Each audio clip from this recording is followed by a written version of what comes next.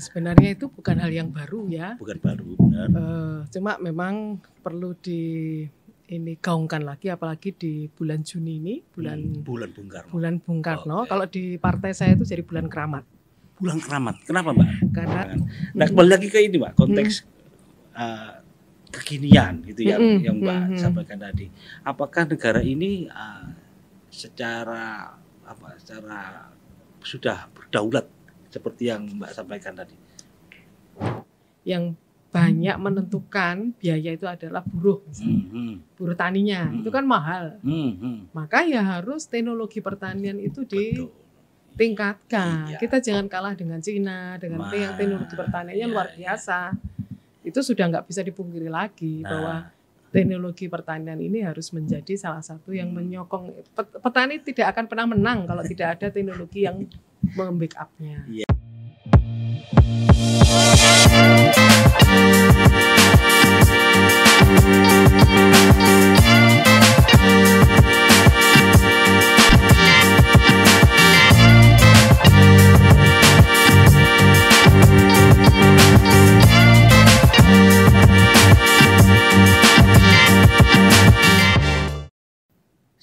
Saya dapat tema agak berat ini Pak, jujur aja. Karena ini yang pantas menjelaskan memang Mbak Erma Susanti, yang memang saya tahu beliau sangat concern dari segi literasi dan aktivitasnya ya, tentang Trisakti dan kedaulatan pangan. Ya, yang perlu saya mungkin Mbak Erma jelaskan dulu lah, Trisakti ini apa Mbak, untuk biar masyarakat publik ini paham ya tentang. Ya sebenarnya itu bukan hal yang baru ya. Bukan baru, benar. Cuma memang perlu ini gaungkan lagi, apalagi di bulan Juni ini, bulan Bung Karno. Bulan Bung Karno. Okay. Kalau di partai saya itu jadi bulan keramat. Bulan keramat, kenapa Mbak? Karena 1 Juni lahirnya Pancasila. Betul. Itu yang menggagas, menggali yang Pancasila itu kan sebenarnya bukan buatan Bung Karno ya. Tapi itu digali dari kebudayaan asli bangsa Indonesia, rakyat Indonesia, yang kemudian direnungkan, kemudian digagas, diutak-utik oleh Bung Karno, dan kemudian pada saat sidang BPUPKI pertama kalilah ide terkait dengan Pancasila itu.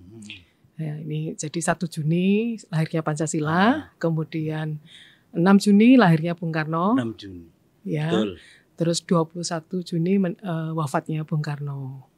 Jadi jadi kita selalu di bulan Juni ini, bulan Bung Karno ini selalu banyak aktivitas yang untuk kemudian mengingatkan kembali, meneguhkan kembali Pancasila. Kemudian, saya merasakan vibes-nya itu ya. Meneguhkan kembali kepancasilaan kita, sehingga kita sadar untuk selalu membumikan dan sadar bahwa Indonesia itu pasti akan terus ada kalau kita terus menjaga Pancasila.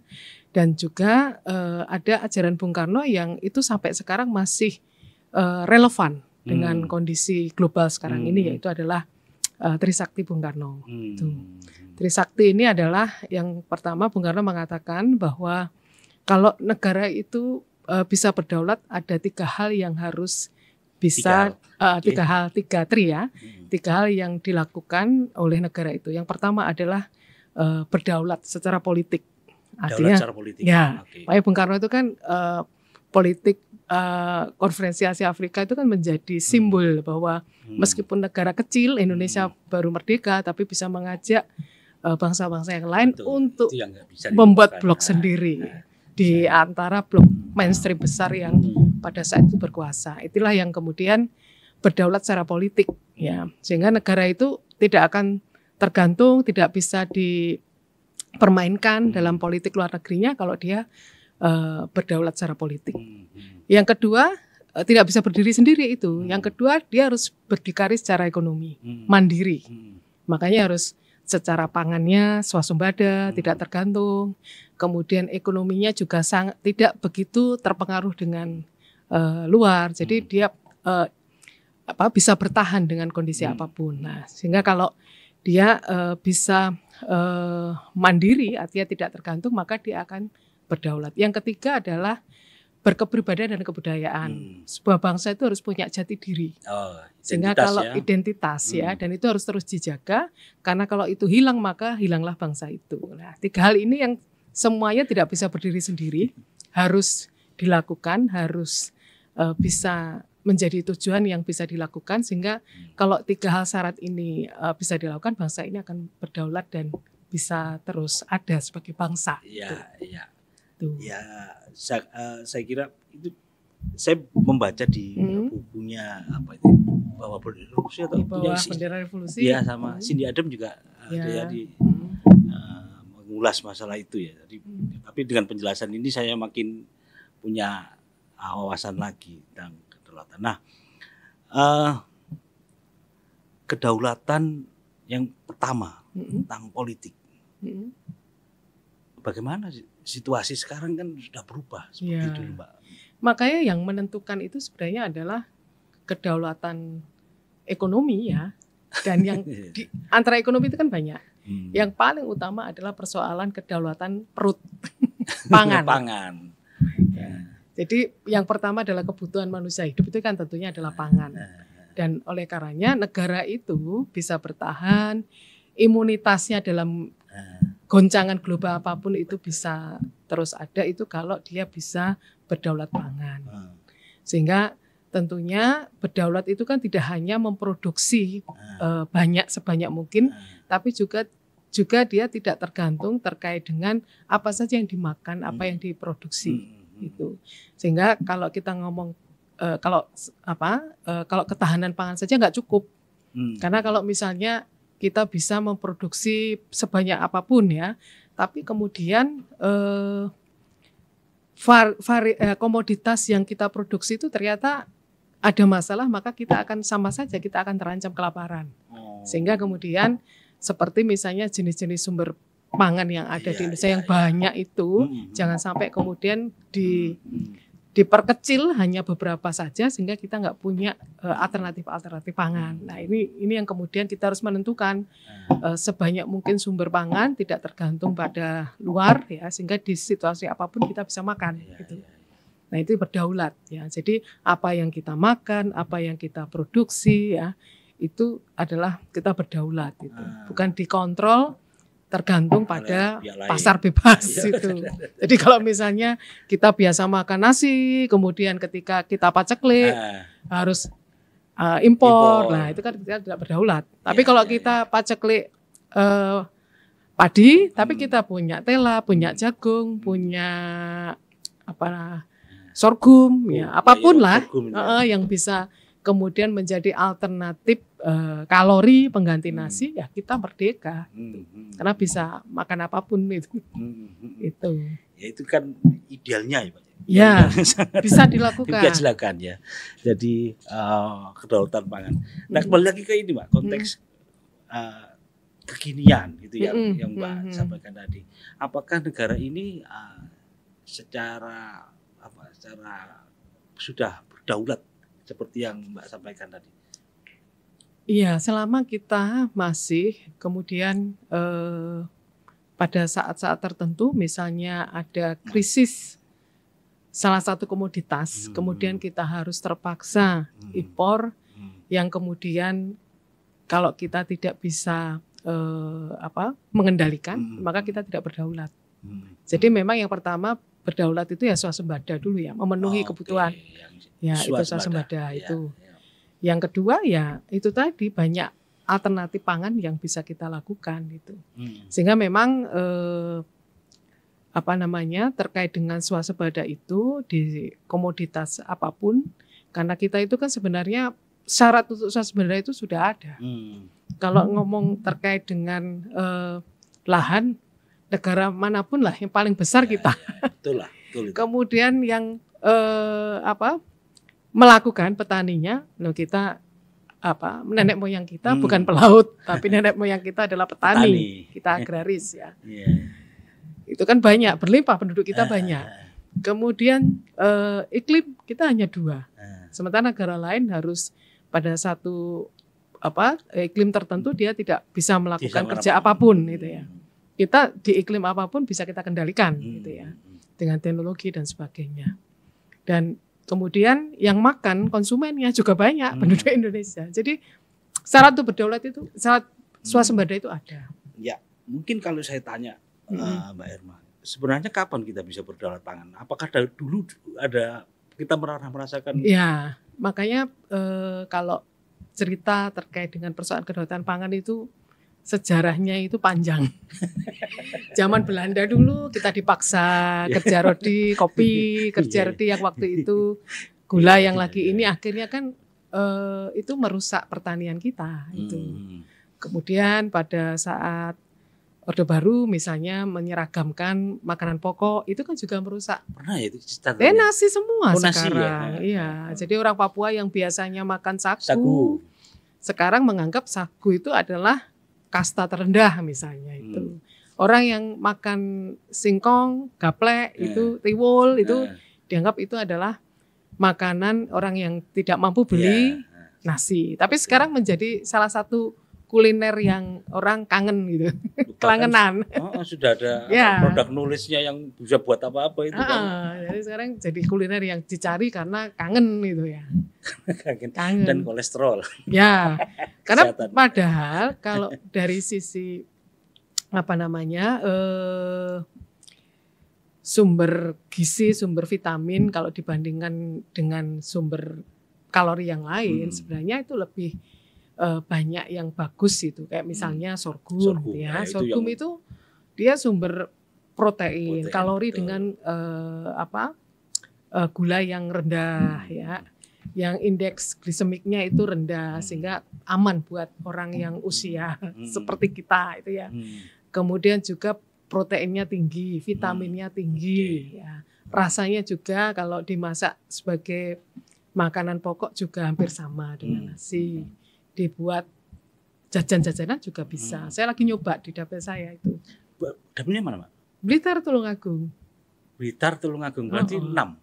Enggak, dapil 7 provinsi. 7 ya? Ya, provinsi 7, RI 6. RI-nya 6. Berarti Tulungagung, Trenggalek. Enggak, Tulungagung. Kalau provinsinya Tulungagung, Kabupaten dan Kota Blitar 3. Oh, Kabupaten Blitar ya? Ya. Oh, cuma 3 ya? 3. Oh, iya. Itu dikembangkan apa di sana? Saya kalau yang sekarang sorghum baru itu sorghum, coba. Sorghum. Saya pernah makan kok. Ya. Cuma ya aneh Mbak sih. Ya, kalau kita biasa makan nasi, ini makan itu sorghum itu kalau panas seperti nasi. Iya. Tapi kalau sudah dingin, kalau sudah dingin memang enak. Oh, gitu ya. Itu padahal sebenarnya yang Mbak sebutkan tadi. Iya, ininya lebih komposisi gizi dan keramahan dari kalori dan gulanya itu lebih bagus. Tapi saya lihat tidak banyak di daerah-daerah itu, Pak. Iya, karena ya secara ekonomis memang tidak menjanjikan, karena memang secara pasar kan masih terbatas. Selama ini kan masih sebenarnya sudah kementerian itu juga sudah mulai mengembangkan ya, selain sebagai alternatif pangan makanan pokok, juga dia itu kan dari bijinya itu makanan pokok, kemudian daunnya itu untuk makanan ternak itu karena protein tinggi, itu juga sangat bagus. Batangnya itu untuk batang dan akarnya itu salah satu yang sekarang lagi diteliti menjadi bioetanol. Bioetanol. Iya. Itu untuk apa itu? Ya untuk BBM. Jadi masih pada proses riset. Oh belum ya? Pertamina sudah melakukan itu. Ya keren. Saya makan sih, coba belum dapat pemahaman ini karena memang waktu itu kan juga yang memberikan juga belum bisa menjelaskan. Tapi kembali lagi Mbak, mau urusan ketahanan pangan.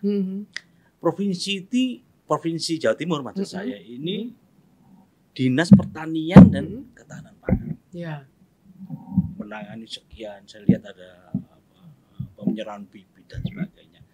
Tapi kenapa sampai hari ini urusan ketahanan pangan ini masih belum kalau kita. Ya. Tapi kalau Jawa Timur itu lumbung pangannya Indonesia. Ya itu yang harus diakui. Ya. Memang ya. Jadi kita kalau produksi padi itu kita undi sama Jawa Tengah, Jawa Barat. Ya. Tapi sekarang kita menang. Terbesar Ngawi ya? Ya kalau lumbungnya Jawa Timur Ngawi, terus beberapa ini. Tapi kita sekarang tahun ini kita nomor 1. Tahun ini kita. Ya. Terus kemudian jagung itu juga kita lumbung. Kemudian perkebunan itu kita juga lagi kopi, tembakau itu kita inilah lagi unggul. Tapi yang utama adalah padi. Kita ini produktivitasnya naik terus, terutama yang kalau sekarang ini kan karena kemaraunya kemarau basah, kemarau masih ada hujan, jadi IP-nya itu orang bisa nanam sampai 4 kali, 3 kali, 3-4 kali ya. Jadi memang produktivitasnya tinggi. Ya itu bentar. Saya pernah ke Ngawi juga ketemu. Ya Ngawi itu kan dia teknologinya listrik masuk sawah. Ya itu yang mau saya. Listrik masuk sawah. Listrik masuk desa, bukan listrik masuk sawah. Iya itu. Dan sekarang dicemburi oleh banyak wilayah ya, karena hampir kalau saya turun yang permintaannya aspirasinya itu. Oh, iya. Karena memang secara ekonomi lebih murah kalau daripada solar, lebih murah listrik dan lebih mudah. Seperti kendaraan juga begitu sebenarnya. Tapi sebenarnya yang sulit dari menerapkan supaya yang kedaulatan pangan itu apa sih Mbak? Ya pertama adalah kesadaran kita tadi. Kesadaran. Karena memang proses misalnya menyeragamkan nasi itu kan yang panjang, proses panjang, sehingga orang jadi terbiasa. Iya. Orang yang setiap hari makan nasi terus kemudian disuruh makan yang lain itu pasti karena terpaksa. Misalnya kena gula, kena apalah yang kemudian dia harus diet dan sebagainya. Nah, itu baru. Tapi kesadaran bahwa dari awal kita harus memperhatikan atau kesehatan dan kemudian membiasakan dengan makanan yang macam-macam itu ya. Itu memang harus kita mulai dari anak-anak kita, itu mengenalkan banyak sumber-sumber pangan ya, yang itu juga bagus untuk kesehatan mereka. Karena memang kita ini kan untuk menuju Indonesia emas itu kan menyiapkan generasi kita itu kan yang paling utama kan juga persoalan gizi ya. Sehingga stunting bisa berkurang. Itu gizi. Jangan sampai kemudian kita itu lumbung pangan, tapi anak-anak kita dikasih makanan yang tidak sehat, yang kemudian semuanya itu pupuk kimia.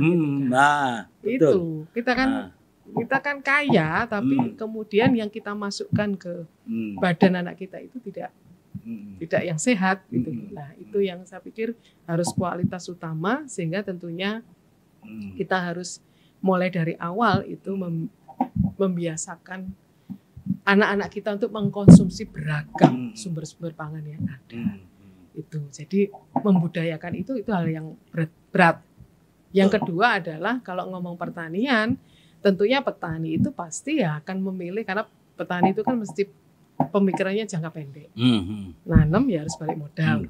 Nah, sementara kalau mau nanam yang belum jelas pasarnya, yang ini harus, yang kemudian mungkin tidak seperti biasa sih dia nanam padi yang dia sudah punya keahlian, tapi harus hal baru, belajar itu juga bukan hal yang mudah juga. Jadi memang ada proses pendidikan, proses pembiasaan ya, yang itu juga butuh waktu. Penyadarannya itu juga butuh waktu. Dan waktu itu ada pertanyaan gini, bagaimana mungkin menyukseskan tanaman ini sementara lahan pertanian ini kan sudah banyak yang berubah. Ya, jadi kita kan punya namanya LP2B. Jadi apa itu, Pak? Kepanjangan. Saya pernah dengar, tapi itu adalah bagaimana kemudian ada peraturan daerah untuk memutuskan lahan-lahan pertanian yang tidak boleh dialihfungsikan. Iya ya, itu semacam standarisasi bukan standar ya apa? Jadi menentukan. Jadi pemerintah daerah harus menentukan wilayah-wilayah mana saja yang itu diputuskan sebagai lahan pertanian tidak boleh dialihfungsikan. Harus ada banyak persyaratan untuk kemudian alihfungsi, dan itu harus masuk pada RT/RW-nya. Rencana tata ruang ya. Ini untuk memastikan bahwa lahan produktif kita itu tidak berkurang. Karena memang karena nilai tukar petani itu yang masih kecil, sehingga akhirnya kan orang berpikir lain untuk mendapatkan lebih banyak manfaat dari lahannya itu untuk usaha lain di luar pertanian, perumahan lah, apalah yang betul itu. Nah ini yang kemudian mengkhawatirkan kalau kita berkurang lahan produktifnya kan bisa mengurangi produktivitas kita. Betul. Karena kita lumbung pangan. Gitu. Betul lah. Hampir semua kepala daerah merasakan itu. Ketika mereka juga akhirnya juga dengan yang apa LP2P itu yang kemudian ya dia belum agak bisa menjelaskan ya apa yang menjadi. Tapi kan ini tuntutan zaman, Pak. Misalkan dengan atarna pertanian atau tanaman yang itu dengan tuntutan zaman yang harus. Ya, sehingga memang harus pemerintah itu harus memberikan apa ya proteksi kepada petani sehingga dia itu kesejahteraannya itu meningkat, nilai tukar petani meningkat, ya dengan cara yaitu tadi pertama adalah ketika dia produksi maka dia akan menghasilkan keuntungan yang lebih besar. Misalnya kalau sekarang ini Saprodi itu kan yang banyak menentukan biaya itu adalah buruh, misalnya. Buruh taninya itu kan mahal, maka ya harus teknologi pertanian itu tingkatkan. Kita jangan kalah dengan Cina, dengan yang teknologi pertaniannya luar biasa. Itu sudah nggak bisa dipungkiri lagi bahwa teknologi pertanian ini harus menjadi salah satu yang menyokong. Petani tidak akan pernah menang kalau tidak ada teknologi yang membackup-nya. Iya. Nah, itu. Penggunaan teknologi masih menurut Mbak Erma yang paling mudah aja misalnya kayak traktor dan sebagainya itu masih terbatas. Alat panen, harvest, combine itu yang memang mahal. Itu masih royok-royokan. Faktanya padahal itu kan mempercepat waktu, mempercepat tenaga, itu sudah kalah kita. Kemudian yang kedua ya varietasnya harus unggul itu ya, itu juga makanya BRIN dan sebagainya itu harus mengembangkan yang bibit yang varietasnya bagus sehingga tahan terhadap berbagai hama dan sebagainya, tapi juga secara ekonomis itu ini menjadi misalnya kalau padi ya beras yang premium gitu. Terus yang ketiga terkait dengan pupuk ya jangan sampai kemudian kita petani juga harus mulai pintar bahwa sekarang manusia itu juga sudah sadar terhadap kesehatan sehingga juga harus alternatif pupuk-pupuk organik tidak tergantung dengan pupuk kimia itu juga harus menjadi pertimbangan untuk segmen-segmen pasar yang sekarang sudah banyak. Tapi penggunaan pupuk kimia kan masih banyak. Karena yang memang organik itu saya lihat juga ada tapi kecil sekali. Karena masih belum percaya bahwa kalau pakai pupuk organik nanti produktivitasnya lebih rendah. Betul, yang nanti itu. ini ya. Nah, itu memang perlu pembelajaran. Karena misalnya di dapil saya itu ada yang sudah memulai, ada komunitasnya dan ternyata produktivitasnya juga tidak kalah. Dan dia juga menjaga lahannya tetap bagus, unsur haranya. Karena kalau kimia terus itu pasti nanti produktivitas lahannya itu juga akan berkurang, dukungnya itu. Jadi memang perlu kesadaran kolektif atau gimana ya?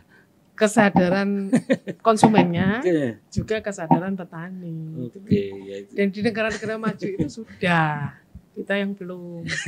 Misalnya kita masih berkembang. Kita itu hanya misalnya ya kayak di Bali itu ya, di hotel itu sudah ada. Misalnya kita makan itu ada telur misalnya ya.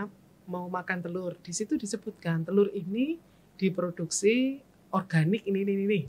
Begitu ya? Terus misalnya makan. Tapi ada narasi begitu? Ada. Oke. Di hotel-hotel yang favoritnya bule itu yang gitu-gitu sudah. Terus misalnya ayam ini diproduksi. Pokoknya menganggap bahwa ini adalah organik. Betul itu Pak. Jadi memang kesadarannya itu masih kesadaran bule-bule itu kita belum. Nah, kenapa kemudian ini ya yang kalau mungkin kita sudah keracunan nggak masalah, kita paling umurnya sampai berapa, tapi anak-anak kita ya gerasi itu yang harus kita jadi produknya itu ada narasi kalau ada ini narasi non organik apa bisa ini organik kimia ini diproduksi di mana gitu.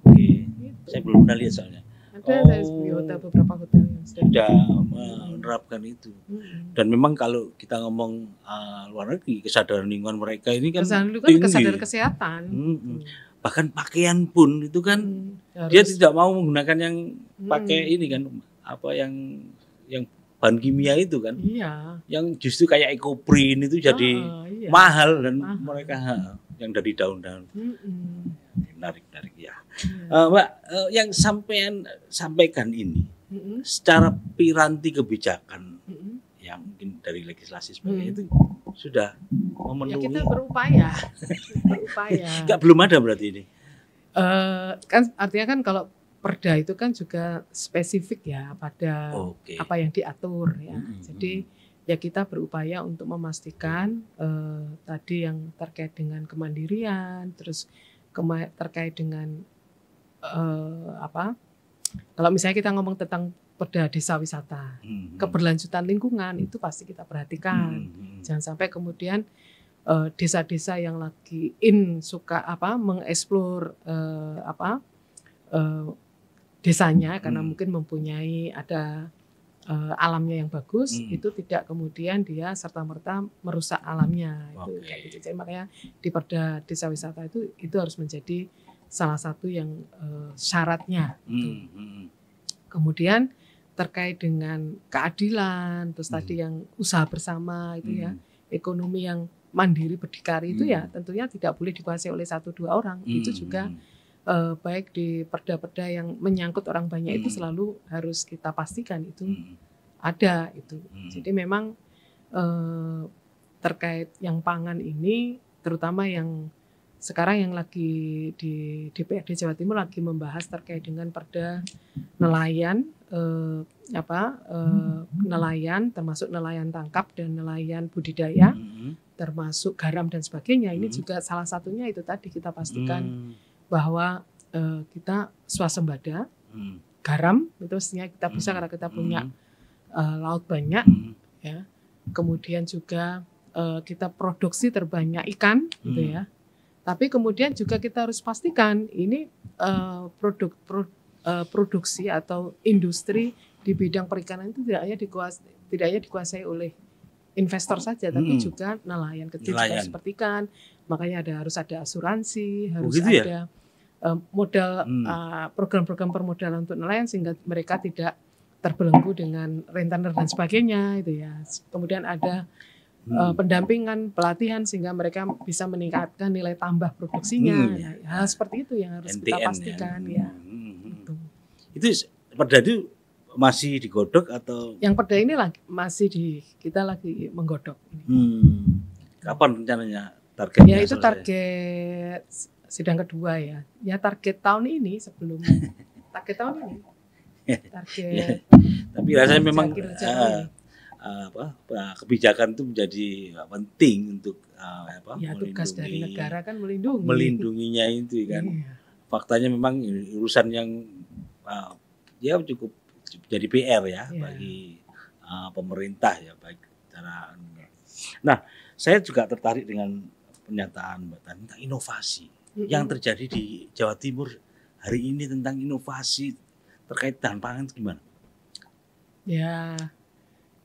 Mungkin spesifik ya di beberapa komoditas ya yang kemudian misalnya terkait dengan salah satunya adalah cooperative farming ya. Jadi apa itu, Mbak? Cooperative farming itu sebenarnya untuk meningkatkan NTP-nya petani.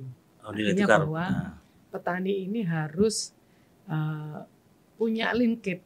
Jadi dia tidak hanya memikirkan produksinya saja, tapi juga pasar. Makanya dia harus berhubungan dengan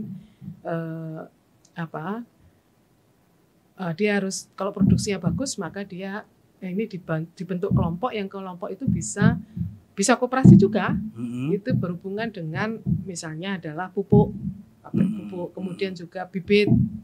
Terus kemudian dia harus mendapatkan akses permodalan, ada kur petani ya.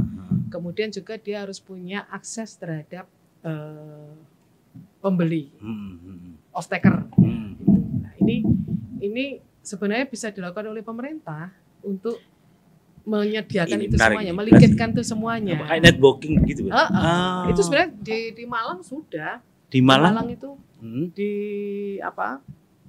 beberapa pertanian horti ya, kayak Horti, kentang ya. dan sebagainya itu sudah ada cooperative farming yang dibantu oleh salah satu himbara BNI kalau nggak salah.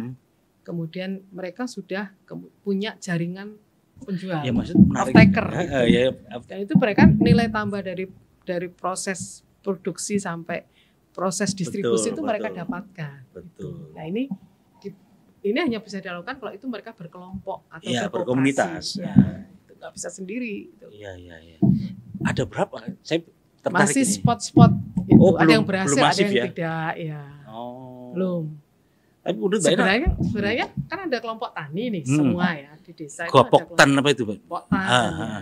Sebenarnya bisa melakukan itu. Kalau mereka punya kalau pemerintah mendampingi ya nggak bisa petani sendiri, pemerintah harus mendampingi, membukakan jalan dan sebagainya. Nah, ini sebenarnya bagus sekali Pak kalau itu bisa ya dibentuk kemudian ini menjadi satu gerakan masif begitu karena memang keluhan dari petani itu ya masalah itu tadi. Tapi juga ya kadang susah-susah ini ya petani ya mikirnya pokoknya dia nandur panen, nggak kelem mikir liane. Tuh. Celakanya lagi regenerasinya juga nggak ada. Ini Pak. Nggak mau anak muda. Anak-anak muda itu kan ya ada namanya generasi petani milenial kalau nggak salah itu ya. Tapi waktu itu saya lihat di Ngawi di Tulungagung di mana itu ya belum besar Pak. Iya. Ya bagaimana mungkin anak muda ini bisa menggantungkan harapan hidupnya di melalui pertanian. Ya karena itu tadi nilai tukarnya kalah dengan jadi YouTuber. Betul itu. Iya. Itu clear itu ya dolar ya. Iya. Iya nanti ya PR besar lah yang harus dilakukan ini pertanian ya. Selain regenerasinya sulit, teknologinya. Belum lagi kalau ngadepi ini Mbak perubahan iklim itu juga tantangan karena sekarang kan nggak jelas iklimnya. Itu makanya kan kita harus teknologi yang bisa mengendalikan itu. Ya. Jadi itu sebenarnya tantangan pangan kita adalah iklim. Ya. Makanya kan FAO itu pernah memprediksi kita 2045 itu ada kelaparan, krisis pangan. Itu ya? Ya karena ya daya dukung lingkungan kita semakin berat, semakin rendah ya karena kerusakan alam dan sebagainya yang kemudian bencana itu kemudian jumlah penduduk juga bertambah. Nah kalau kita nggak siap-siap berdaulat pangan ya kita akan sama negara-negara yang bangkrut. Kayak sekarang Bolivia itu lagi. Bolivia lagi ini ya? Dia nggak bisa kasih makan warganya. Iya. Mendengar penjelasan ini kan antara kita juga cemas Pak dan optimis itu kan tipis sekali ini dengan makanya penjelasan Mbak Erma ini. Dikasih ya. Kalau saya sama anak muda ya selain mendorong juga kasih weden-weden. Oh gitu ya. Ini nanti zamanmu loh ya. Ketika krisis pangan warning, ini zamanmu itu ya. Zaman ketika itu kalau anak muda itu kan tentunya punya cita-cita besar. Betul, ya mereka belajar sekolah tinggi punya cita besar lah. Tapi ketika mereka itu pintar tapi kemudian daya dukung lingkungan tidak mendukung, kemudian tidak siap kita di sektor pangan ya itu tidak lagi generasi emas, generasi cemas. Iya cemas ya. Bonus demografi berarti menjadi apa sih? Iya, bonus demografis menjadi beban. Beban ya. Jadi ini. Ya, aduh ini Mbak ini kalau Mbak terus menjelaskan ini saya makin anakku kok piye kerja apa? Iya. Kalau terus ini kan tantangannya makin berat. Ya. Sementara realitas yang kita hadapi hari ini juga tidak mudah. Nah, di desa ini kan juga tidak baik-baik saja sebenarnya. Walaupun kita tidak harus frustasi itu kan untuk menghadapi ini kan. Mbak Ena terima kasih banyak ini. Gak bisa lama ya. Sangat menarik sebenarnya tapi ya kita harus berkonsentrasi dan pemirsa ini satu tinjauan atau perspektif yang menurut saya sangat menarik ya. Moga-moga ini anak muda terutama ini bisa mendengarkan bahwa problem yang kita hadapi hari ini tidak ringan dan mungkin harus kita lebih inovatif, lebih kreatif, ya apalah Ya. yang bisa. Dan harus Semoga ini termotivasi terus. Semoga ini memberi value dan inspirasi. Mohon maaf. Assalamualaikum warahmatullahi wabarakatuh.